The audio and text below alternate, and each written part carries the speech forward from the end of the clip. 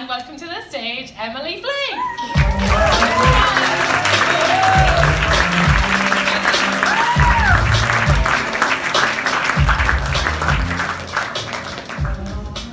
Hi, everybody. It's so nice to see everyone here tonight. So before we get started, I just want to so can I get an opinion on this jacket real quick? Yay thing? Okay, because do you guys know what Stitch Fix is? Yeah. So for those of you who don't know what this is, it's like this subscription service where they send you clothes, you give them like your parameters, you're like, I'm 163 pounds and 5'6", so I'm like a 12 or a 2, whatever. And they send you clothes every month based on like your size and the kind of thing that you're into. And so they sent me this jacket, which is like a considerably more glam thing than I usually wear, but I'm like, maybe Stitch Fix knows something I don't. Like, I'm just gonna roll with it. And it made me think like, I'd like to start a service called like Gentle Hints, where you tell them like, I'm 5'6", 163 pounds, give me a 12, 14, and they're like, we're gonna send you a 10, because we think you can do better. So like, just work on it. And it says here you want like a breezy boho look, or we're gonna send you busy mom. So yeah, I'm a cartoonist for the New Yorker, as she said, because I'm fancy. So I brought some picture stories to show you guys. You want to see them? Yeah. All right, let's do this. I'm working this by the magic of Keynote. I'm checking my email, but I'm not just checking my email. So let's see if this works.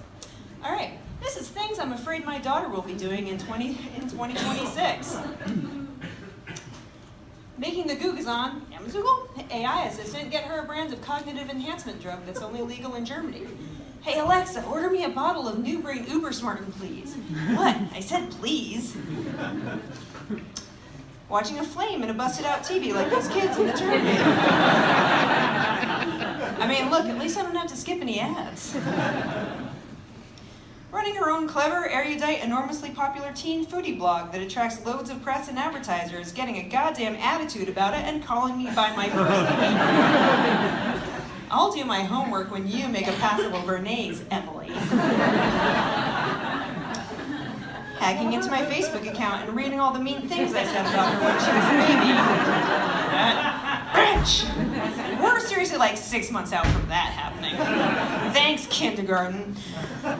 Getting into the Grateful Dead. I don't know if there are any Dead fans in the audience tonight, but if there are, you're wrong.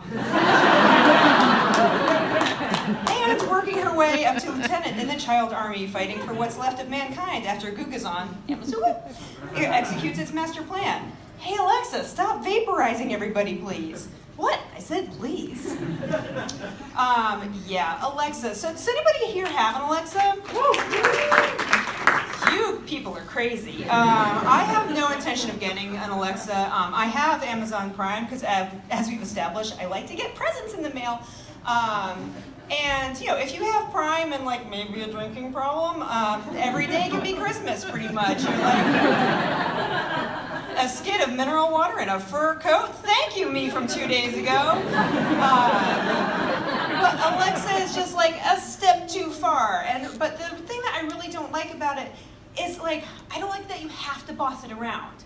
Like, you have to say, Alexa, you know, turn on the Muppet Show or whatever. Like, you don't have to be polite to it, and that's a bummer, especially when you have a 5-year-old, which I do, because already a million times a day, I'm just like, how do you ask? How do you ask? And I don't want the answer to be like, Alexa, like, fucking find my shoes, or whatever Alexa's gonna be able to do. Like, I just don't want her getting, like, lippy with the help, even if the help is like a cylinder that was invented to track your purchases and maybe snitch on you to the government.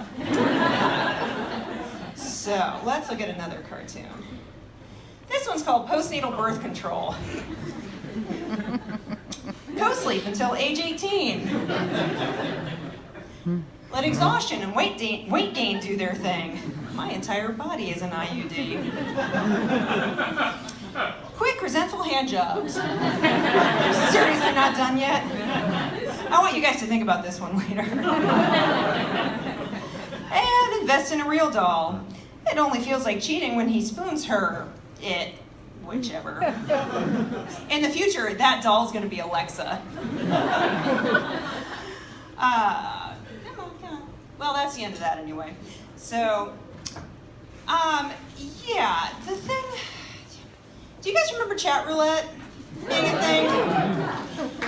So chat roulette, if you don't remember, is a site where you go onto it and they use the camera in your computer to hook you up with other random people with cameras in their computer, like around the world. Like it's supposed to foster like a cultural exchange of sorts or whatever. And then if you don't like what you see, you can like click away and get like a new room of a stranger. And so, despite what I'm sure were really, moralistic reasons for this happening, it's just a forest of dicks. And I have to work at night a lot, and I am nothing if not an ace procrastinator. So a little while back, I was like, I wonder if chat roulette's still around. So I went to chatroulette.com, and lo and behold, chat roulette is still around, and it's still a forest of dicks. Dicks are fine in the real world. I don't have a whole lot of interest in looking at like grainy, rando, Uzbeki stranger dick. But I found when I turned it on that like I got immediately invested in whether or not the dicks clicked away from me. I couldn't bear the thought that somebody was like, Jesus, like just horrified by like my rapidly deteriorating lady face. So I'm like, I'm gonna see what happens if I stick around on chat roulette for a second. But then I got kind of creeped out thinking like, what happens if one of these dicks is attached to like my kid's pediatrician or my dad? So I put on some lipstick. Then I went to my kid's toy box and I got this.